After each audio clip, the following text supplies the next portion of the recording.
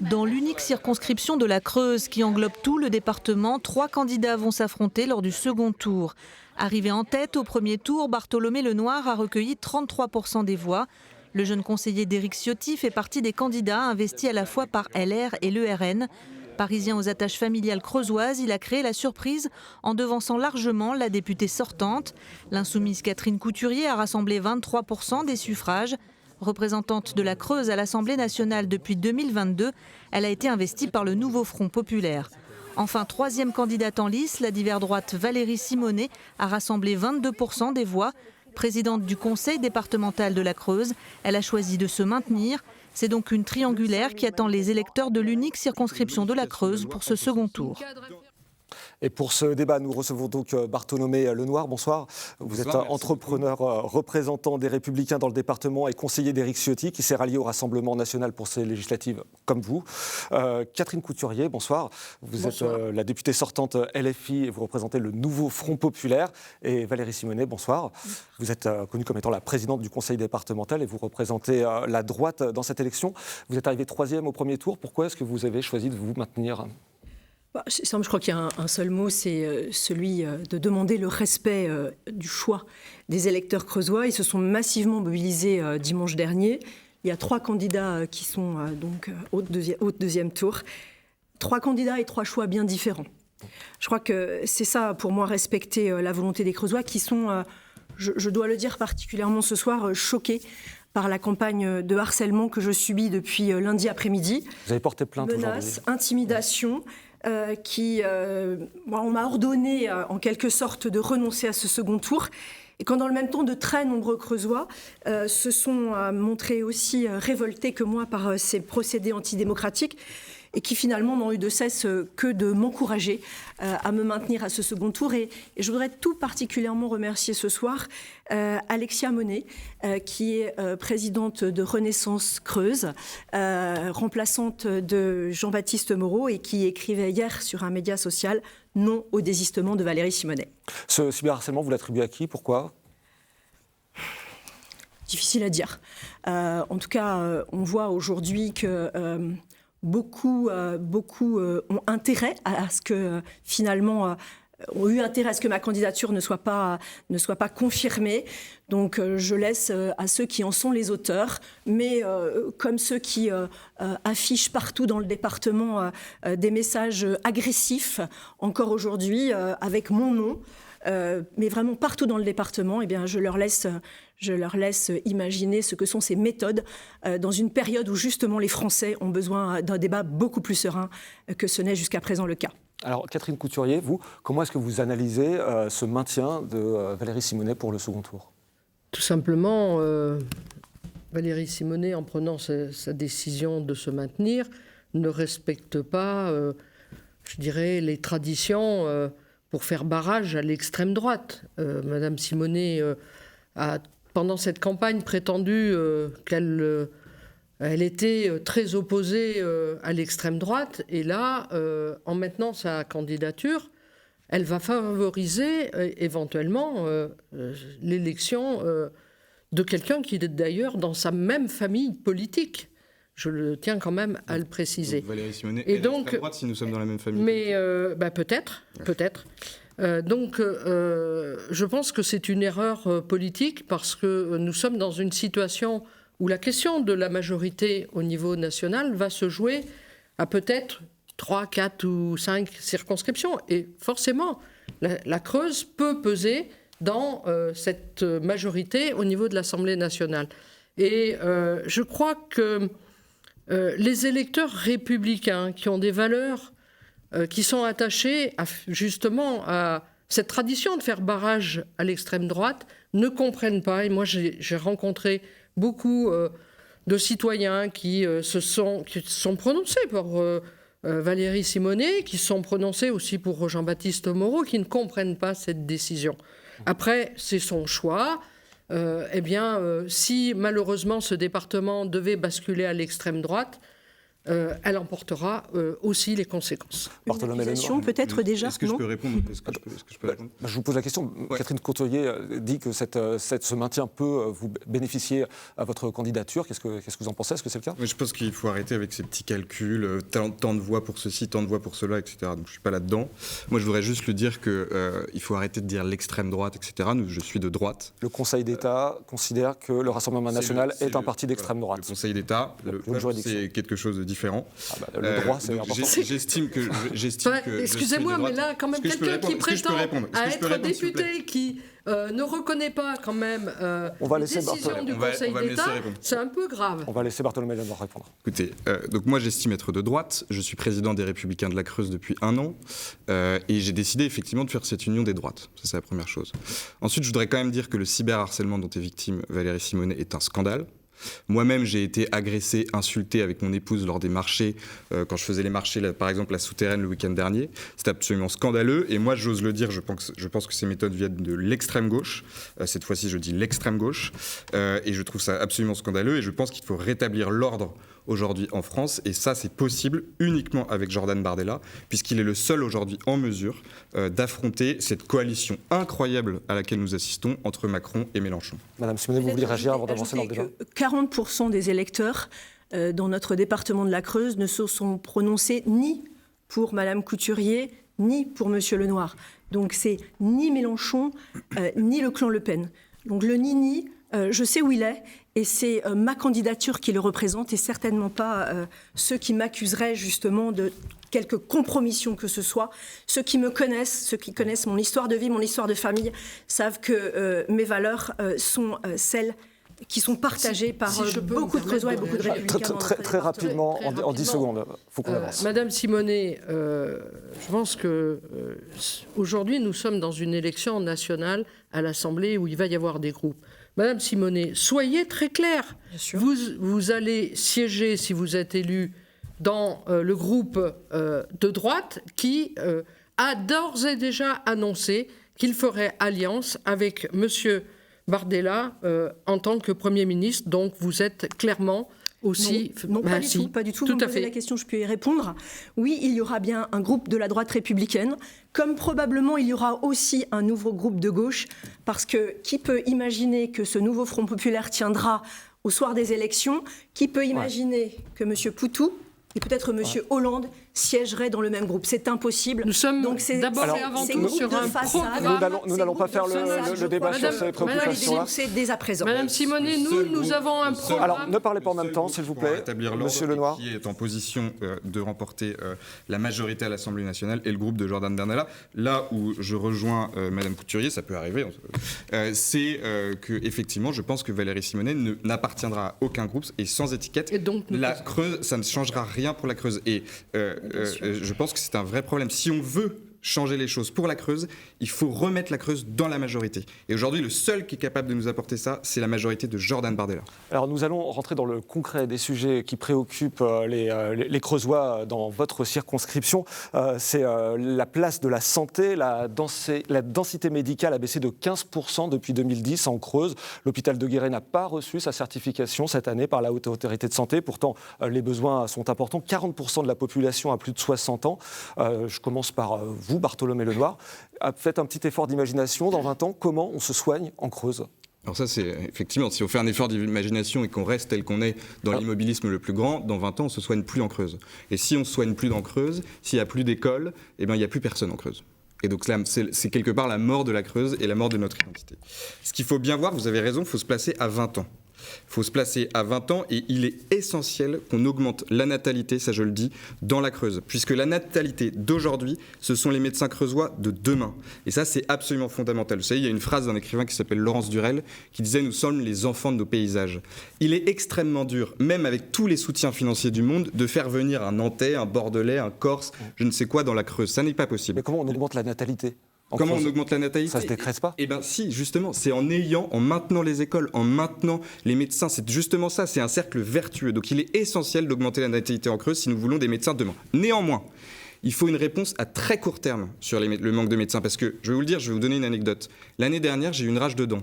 j'étais à l'EPO, et j'ai dû aller, impossible de trouver un dentiste, j'ai dû aller à Chambon-sur-Voueize chez un médecin généraliste qui était à la retraite et qui est revenu faire des piges, si je puis dire. Donc il y a un gros problème. Donc pour le court terme, je le dis très simplement, ceux qui ont été formés à l'université de médecine, il faut leur demander de faire 1 an, voire 2 ans, sur les territoires, ce qui nous permettra immédiatement d'avoir des médecins sur place et de soigner les Creusois. Et à long terme, la natalité, pour permettre à nos enfants creusois de devenir médecins et de se réimplanter dans la Creuse. Vous avez parlé de réguler l'installation des médecins, c'est aussi dans votre programme, Catherine Couturier. Tu vas parler de régulation. Hein, vous avez dit qu'après la fac de médecine, pendant 1 an ou 2, on restait dans... C'est pas une régulation. C'est pas une régulation. On demande aux gens de travailler dans un endroit précis. Ils n'ont pas la liberté d'installation où ils veulent. C'est de la régulation. C'est pas de la régulation, si vous voulez, c'est du donnant-donnant. On paye les études. Et qui paye les études? C'est vrai, c'est le contribuable. Donc, les internes en médecine travaillent gratuitement pour l'hôpital et on est bien content de les avoir. Oui, tout à fait. Mais si vous voulez, il faut leur dire. Et en plus, ça résout un autre problème, c'est cette grande distance qui existe aujourd'hui entre la campagne et les villes. Et ça, c'est très important. Et donc, il faut recréer des échanges entre la ville et la campagne. Et ça fait partie des sujets, à mon avis, très importants, de faire revenir des médecins comme un service civique. C'est plutôt comme ça que je l'appellerais. Catherine Couturier, quelles sont vos propositions pour attirer des médecins en Creuse? Mais il faut effectivement, comme vous l'avez précisé, il faut réguler l'installation des médecins à l'échelle régionale. Et je le précise, ce n'est pas au service de l'État ou l'ARS à régler cette problématique, c'est à la profession d'avoir un équilibre sur justement l'installation des médecins. Mais je tiens aussi à dire que dans le programme du Rassemblement national, et donc dans le programme de M. Bartholomé Lenoir, il y a cette notion de ne plus laisser les médecins d'origine étrangère à s'installer. C'est n'importe quoi. Et également, je ne vous ai pas coupé, Monsieur Lenoir, je ne peux pas vous et laisser nous dire avons quoi. sur le territoire, je tiens à le dire, nous avons, et j'ai rencontré les médecins d'origine étrangère qui l'ont dit clairement, si le Rassemblement national passe, nous quitterons le département. Il y a exactement 36 dentistes sur le territoire et ils sont 17 d'origine étrangère et qui quitteront le département. Et bien évidemment que la santé, là on parle de l'installation en médecine libérale, mais la santé, c'est l'hôpital public. Et bien évidemment, là, on est sur la question du budget de la sécurité sociale et des moyens pour faire fonctionner nos hôpitaux, améliorer les conditions de travail, prendre en charge les patients correctement. Et donc là, dans le programme aujourd'hui de M. Bardella, il n'y a pas les moyens nécessaires au service public et à l'hôpital. Et donc, il faudra bien revoir justement la question des moyens, des recettes de l'État pour pouvoir satisfaire l'hôpital public. Je voudrais poser la question à Valérie Simon. Je voudrais juste répondre sur ce point. Écoutez, les menaces de Madame Couturier, il va y avoir tant de personnes qui vont partir si vous arrivez, etc. Ça va quoi. Ça fait longtemps qu'on en a marre de ces menaces, les injonctions, etc. Il faut arrêter avec les menaces. Maintenant, ça suffit. Et je voudrais juste répondre sur le budget de la santé. Répondez à la question de M. Je réponds sur le budget. Ne me donnez pas d'ordre. Je réponds juste aussi sur le budget de la santé. Effectivement, il faudra augmenter le budget de la santé. Mais comment faire? Il faut diminuer largement le budget de l'administration et de la bureaucratie qui paralyse le système de santé. Et c'est là qu'on va trouver de l'argent. Il faut pas dire on va dépenser plus, on dépense déjà une somme considérable dans les services publics, alors qu'on a les impôts les plus considérables. Qu'est-ce que vous voulez supprimer comme emploi à l'hôpital public alors? Non, il faut supprimer les postes administratifs. On a créé trop de bureaucrates qui paralysent le système. Vous savez que par exemple, les brancardiers sont des postes administratifs à l'hôpital. Non, mais moi je vous parle des gens qui ne sont pas sur le... C'est des postes administratifs. Non, mais je parle des gens qui ne sont pas au contact des patients.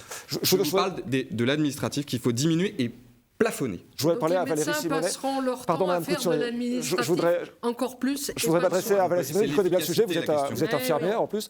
Quelles sont vos propositions? Vous connaissez la situation. Si ce n'est pas moi qui représente les Creusois. Moi, je voudrais quand même dire à M. Lenoir, attention. Connaissez moins la Creuse qu'on peut la connaître. Attention à ces discours et ces théories de la peur. aux imprécisions que vous nous partagez ce soir, parce que derrière tout ça, vous niez le travail des élus, et il est de longue date sur ces sujets d'accès aux soins.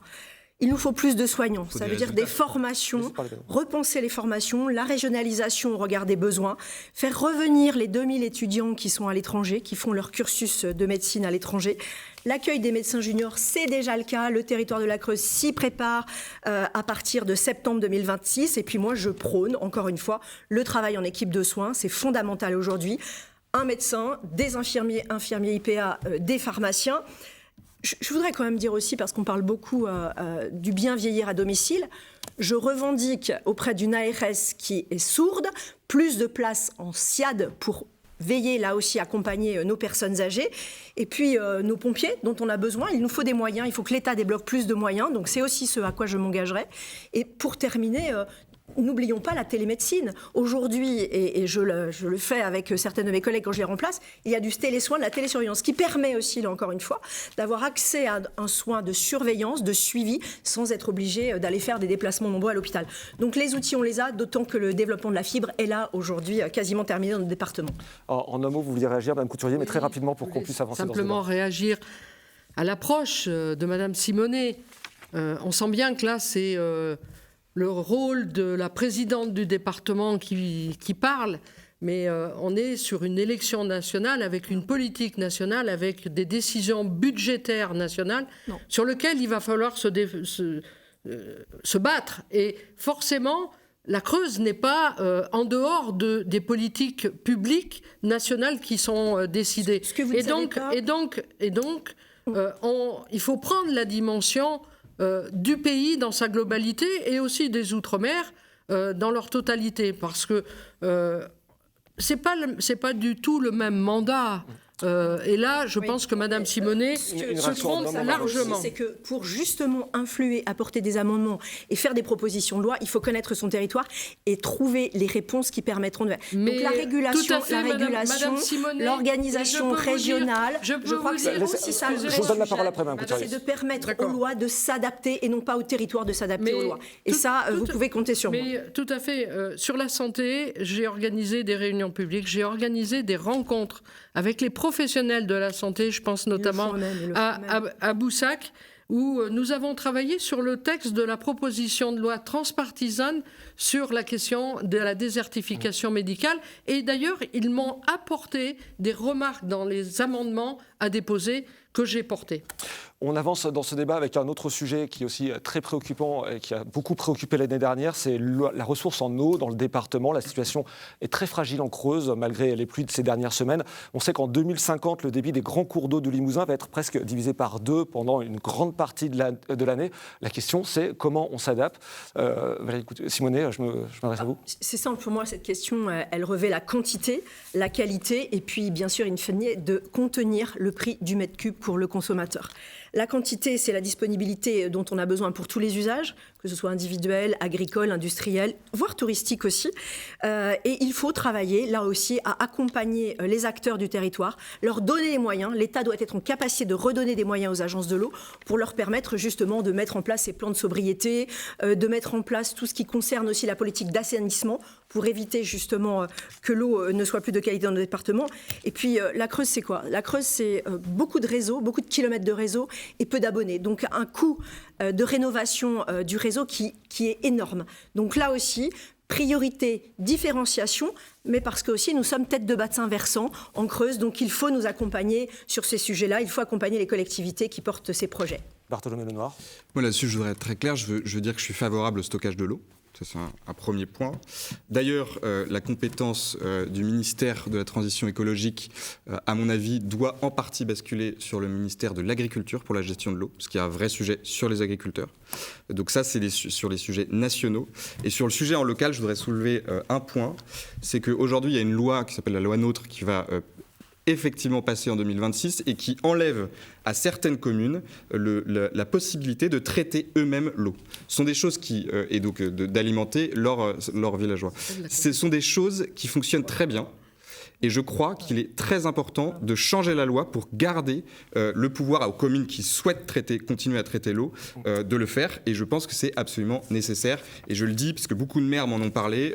Et je pense qu'il faudra modifier cette loi. Et vous supprimez les traitements et distribution. Parce que le traitement, c'est pas le problème, c'est la distribution aujourd'hui qui leur coûte. Et le traitement et la distribution. Mais c'est la distribution qui leur coûte le plus cher et qui les préoccupe. Oui, mais elles le font. Pourquoi leur enlever? Ça se passe très bien. Pourquoi changer les choses? De rester isolé ne permet pas de garantir la disponibilité de l'eau aujourd'hui. C'est pour ça que certaines structures se regroupent pour faire de l'interconnexion. Non, ça ne fonctionnait pas. Non, ça pourquoi il y a fonctionnait tant de maires qui me disent qu'ils sont très heureux, ça fonctionnait, et on casse quelque chose qui fonctionnait très bien. Vous avez des gens qui n'ont plus d'eau dans le département. Je voudrais passer la parole. Je parle de communes où ça fonctionnait très bien.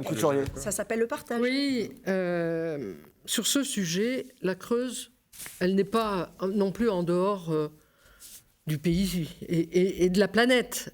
Parce que la problématique quand même première du manque d'eau, c'est le réchauffement climatique. Mais je ne vais pas développer plus sur ce point. On peut effectivement en parler. On a besoin, effectivement, face à cette situation, de maîtriser la consommation et l'utilisation. Et notamment, nous, ce que nous portons, c'est d'avoir un moratoire sur cette question du partage de l'eau. Parce qu'on ne peut pas accepter que certains, un petit nombre, accaparent des quantités astronomiques d'eau. Je pense par exemple des groupes comme Nestlé qui vont pomper dans les nappes phréatiques et on se retrouve avec des situations dramatiques pour le consommateur au plus près de là où il se trouve. Mais en Creuse, nous n'avons pratiquement pas de nappes phréatiques. Et nous avons des eaux qui sont essentiellement de ruissellement ou des eaux de source qui prennent d'ailleurs leur source en forêt. Et là, moi je fais le lien avec la question de la protection de la forêt, sinon on va perdre toutes nos zones humides et un territoire d'élevage comme nous avons en Creuse, c'est mettre en péril justement l'élevage en Creuse si nous ne maîtrisons pas, si nous ne préservons pas justement les ressources en eau. Et enfin, je voudrais revenir sur la question des fuites. Et je rejoins sur ce point, Madame Simonet, c'est vrai que nous avons échangé de nombreuses fois et on a les assises de l'eau auxquelles on a partagé nos points de vue.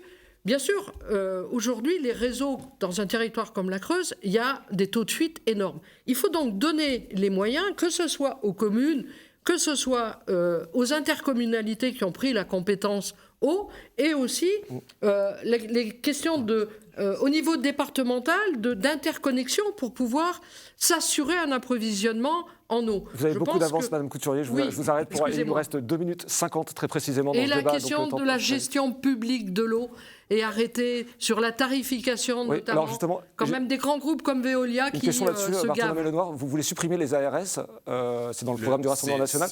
Ce sont les ARS qui surveillent la qualité de l'eau. Comment vous faites après? Eh bien, ça peut être du domaine du préfet. Alors, ce qui a été dit sur les ARS, c'est que cette compétence sera transmise au préfet. Les ARS, c'est exactement ce que je disais tout à l'heure. C'est encore quelque chose de beaucoup trop bureaucratique qui coûte énormément à l'État. Et il faut simplifier. Et non. Il faut simplifier ce système-là. Et effectivement, moi, je pense qu'il faut avoir le courage de dire on revient en arrière sur certaines dépenses qui rajoutent de la bureaucratie, qui n'arrêtent jamais d'enfler. En 2 minutes, un mot sur les services publics. On avance beaucoup plus vite que prévu dans ce débat. Ouais. Non, on passe au sujet des services publics. On a 2 minutes.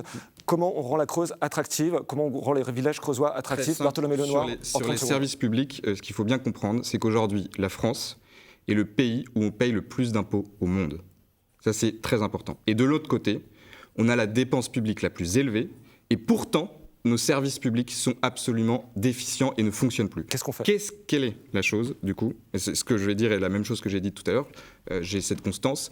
Le problème, c'est la bureaucratie et l'administration. En réalité, il faut débureaucratiser la France pour être plus efficace. Et ça ne sert à rien de dépenser plus, il faut mieux dépenser. Et même quand on dépense moins, on est plus efficace et on sera plus compétent. Donc pour améliorer le service public et pour le rendre beaucoup plus proche, et pour le rendre beaucoup plus proche de tous les Creusois, parce que c'est ça sur les Creusois, il faut qu'il y ait des services publics de proximité, il faut diminuer les dépenses d'administration. Valérie Simonet, en 30 secondes. Le service public, c'est accès aux droits, conforter les droits des personnes, et particulièrement dans les départements. Moi, encore une fois, je ne suis pas d'accord avec ce que dit M. Lenoir, des constats mais pas de solution. des services publics, c'est de la proximité dans notre département, c'est soutenir ceux qui mettent en place et qui apportent aujourd'hui de l'accompagnement, de l'offre de services. Et aujourd'hui, dans le département, là encore une fois, on a organisé tout cela. Ce sont les maisons France Service. Il y a des bus, mais ils veulent certainement pas changer, ne pas fermer la maison France Service de Crau, celle d'Ozance. On se quitte. Il faut accompagner ceux qui portent avec des vrais financements de l'État pérennes dans le temps, parce que les maisons France Service, les bureaux France Service. On se quitte là-dessus, Madame Simonet, je suis désolé. Nous n'avons plus le temps. Qui existe, il faut le conforter. Donc je vous donne les moyens. Non, vous ne répondez pas. La campagne se prolonge jusqu'à samedi. On n'a plus le temps, Madame Couturier. Je suis désolé. Attendez, c'est un sujet quand même. Vous pourrez le faire dans vos réunions publiques. Mais bon, c'est la fin de ce débat. Un vieux couple qui s'est écharpé sur. C'est la fin de ce débat. Merci beaucoup. Je vous souhaite une très bonne soirée. Ce débat est visible sur francetv.fr. Merci. Bonne soirée.